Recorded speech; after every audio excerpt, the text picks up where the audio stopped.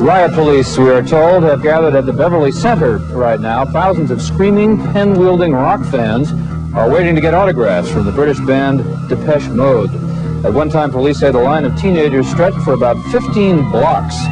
Some of the die-hard fans say they camped out for days just to get a glimpse of the rock stars.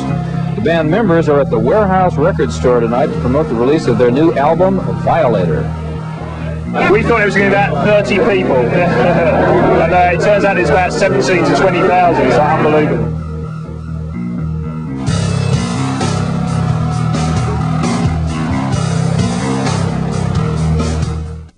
We've got this tribute album that comes out in the summer, which is really interesting because there's a lot of contemporary bands covering our songs, and that finally, so there's some good bands that have decided to cover our songs.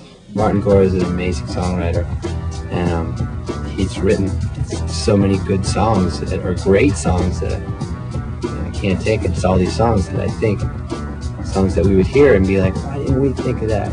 It's so perfectly simple and perfectly brilliant. There's always like 2 or 3 songs, I think, on every Depeche album which are very memorable and are really well put together, and they just like stand up to any kind of interpretation, which is the sign of a good song. The reason why we did a song for this album is because primarily, obviously, we were asked, and more importantly, I really like Depeche Mode. Depeche Mode was like, we can sample things that were never meant originally to make music and come up with stuff that's, entirely new. A lot of what Depeche do is sort of based on the sounds, and it's like all the songs are tied up with the sounds, but the really, really good songs, once you take all the sounds away, the song's still there.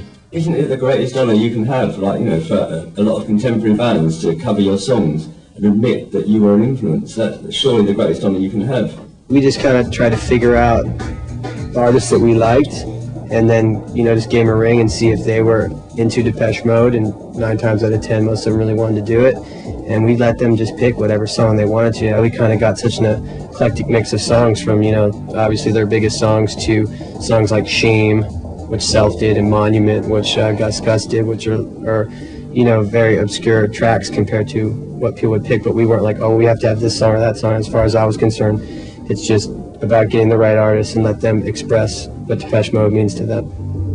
The interesting thing about it is it's a lot of alternative rock bands, so it's not particularly electronic based.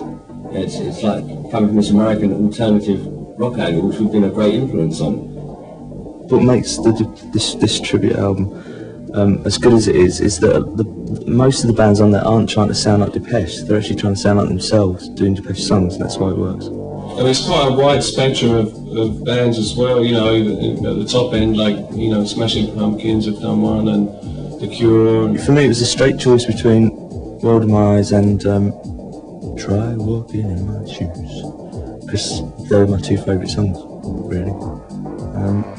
And I thought that they would, both those songs, I could kind of get into them lyrically, and I thought they would suit my voice, and I thought I could do an interpretation that would sort of at least throw another light on the song.